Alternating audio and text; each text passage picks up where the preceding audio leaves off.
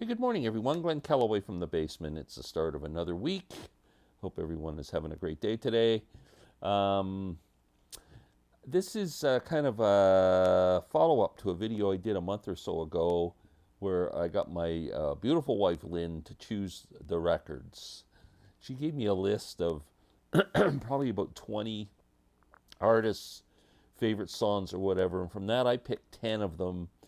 And so it's kind of a random thing in a way. And now I'm just going to talk about how we relate to each other on these records, what they mean to us, what they mean to her, and let's see how this goes. So the first one she picked was Bruce Springsteen. Now, Lynn's favorite Bruce Springsteen song is Badlands off of this great album, which is also my favorite Bruce Springsteen album. I am not sure how much of a fan Lynn was of Bruce Springsteen before we started going out, but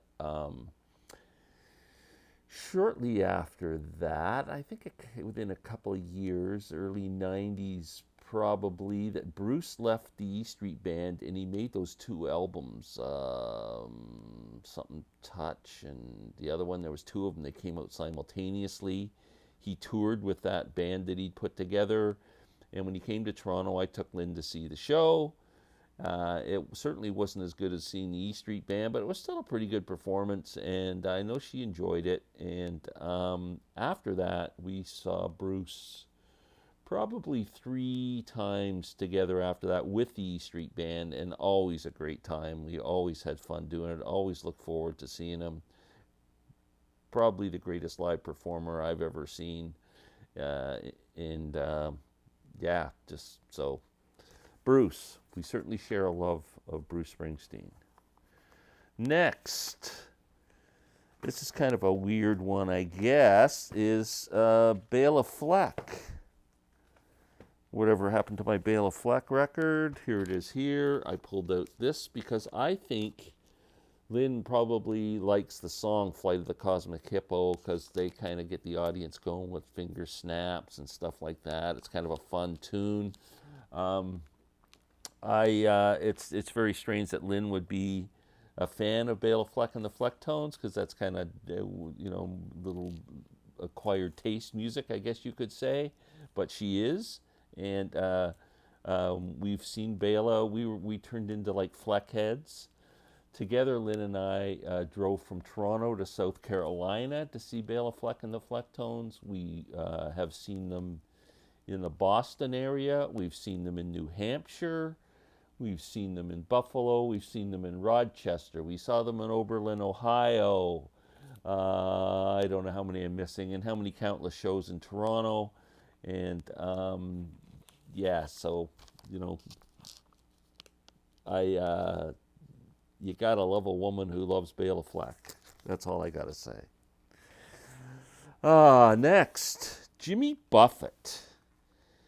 There's a song that Jimmy does called One Particular Harbor that's absolutely a beautiful song. Now, if anybody thinks Jimmy Buffett's just a one-trick pony, Margaritaville, you are completely wrong. This man is a great singer-songwriter. He's written some beautiful songs. There's a great comp called 4 CDs, Beaches, Ballads, Boats, and Bars. And this is pretty much has everything you'd ever want by Jimmy, but he has some beautiful songs, and the guy is a major talent. And like I said, if you just think Margarita's it, you got to dig a little deeper.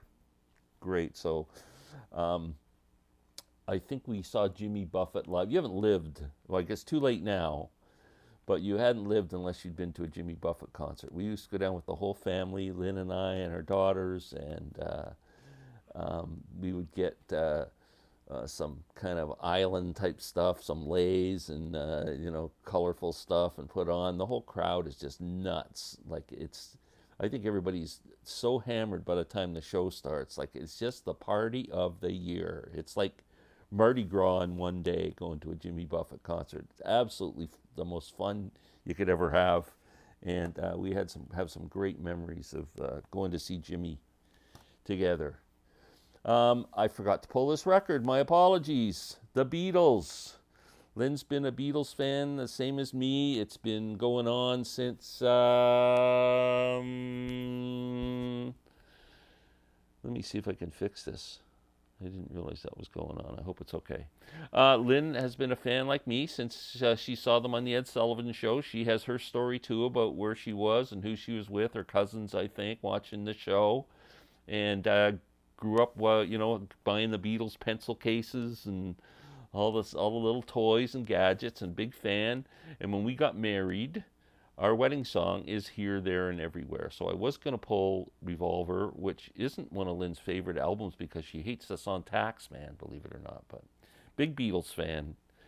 Next, the Bee Gees. She picked the Bee Gees. Now, I said to her when she picked the Bee Gees is, I'm not talking about disco Bee Gees because I hated disco music and I don't like that 70s Bee Gees stuff. When they, Saturday Night Fever and all that stuff, like I can't stand it. But I love 60s Bee Gees. Morning New York mining disaster, To Love Somebody, Holiday, World, Words, I Gotta Get a Message to You, I Started a Joke, Lonely Days, there's How Can You Mend a Broken Heart. There's some beautiful songs from the 60s that they did. And Lynn's favorite song is Massachusetts, which is another great one from the 60s. So I was totally surprised and totally happy when she said, no, Massachusetts. I always thought she was going to pick Nights on Broadway or something. But anyway, Bee Gees, 60s Bee Gees. Next, Barenaked Ladies. Lynn's a big fan of a song called What a Good Boy. And this is a great record. Gordon, their first album. We saw Barenaked Ladies, Lynn and I, when we both worked at Mariposa Folk Festival back in the 90s. And it was our daughters, really, at their first concert. We took them to Massey Hall to see the Barenaked Ladies. So again, a lot of memories here. Whenever the family gets together, this record is probably going to hit a turntable or a CD player at some point. So Gordon, Barenaked Ladies. Next, Paul McCartney. Lynn is a huge fan of the Band on the Run album and the song Band on the Run. Me too. We got to see Paul together twice. We went to two McCartney concerts. Both were fantastic. The first one I won tickets for off the radio. If you know me, I don't listen to the radio, but one morning I was leaving for work, and for some reason I either forgot my CDs or CD players wasn't working, something like that, so I had to put on the FM station. I put it on, and they're having a contest for Paul McCartney tickets. And they asked this question, what is Paul McCartney's first name? And I'm driving along for what I thought was like 10 minutes, and people are saying, Paul. No, it's not Paul. No one got the answer. No one in the whole city of Toronto. I phoned in and got through and went, it's James. Bingo, won tickets. So that was great. That was the first time we got to see Paul, and next time we bought tickets, but man, just great concert memories. I mean, what can you say? Next, let's do the Guess Who. Lynn is a huge fan of These Eyes, all the old Guess Who hits. Me too. I just pulled out this comp, the best of the Guess Who. What a great band. Probably arguably the greatest band in Canadian history. And the reason I'm glad she picked that is it gives me a chance to do a commercial for my upcoming conversation with author Robert Lawson, author of this great book, Wheatfield Empire, The Listener's Guide to the Guess Who. He also wrote a book on Nazareth, wrote a book on Cheap Trick, and is currently working on a autobiography with, I guess you would call it an autobiography, with Stephen Van Zandt from Springsteen's band. So Bob will be joining me on March 25th at 8 p.m. for 2 hours, a live chat. We're going to talk music. We'll talk about his writing career and the books he's written, and it should be really cool. I'm really excited about it. Bob's a great guy. Please tune in for that. So thanks, Lynn, for giving me that chance to do that. The Monkees. Both of us, again, we were just at that age, man. We were both Monkees fans. Lynn and I grew up in the East, both in the East End of Toronto, and not that far apart really.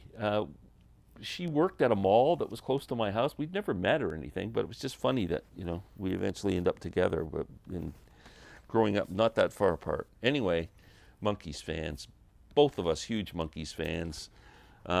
This album in particular, I know Lynn's a huge Davy Jones fan, and the song "I Wanna Be Free" that's a big song for her. And the other one she mentioned was Steppin' Stone off of More of the Monkees. So that's the album that I got caught shoplifting for at the mall. If you haven't heard that story, maybe I'll tell it again one day. Nope, two more to go. Sting and the Police. So I guess it's kind of one more, two more. It's funny, whenever Lynn loves Sting and loves the Police, she always has this funny thing. Was that a Police song or a Sting song? She's always kind of wondering. But anyway, Sting, she loves the song Fields of Gold, which is obviously a Sting song off this great album, 10 Sumner's Tales, one of Sting's greatest albums. I'm a huge Sting fan.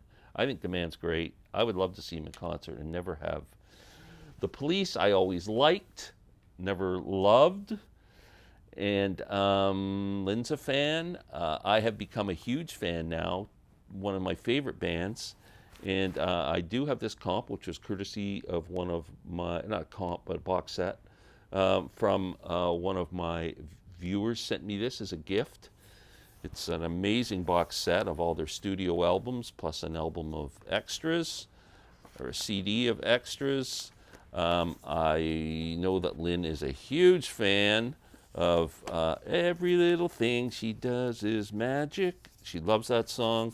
I have a Police comp with 2 CD comp that I have on my memory stick in the car, and as soon as we get in the car and put that on, Lynn's in heaven. Every Breath You Take, King of Pain. I would think this might be her favorite album if I was putting them on. But yeah, one day hopefully we'll get to see Sting. That would be great. That's it. That's our walk down memory lane and Lynn's choices for records for this video. So hope this was fun. We'll talk soon. Take care.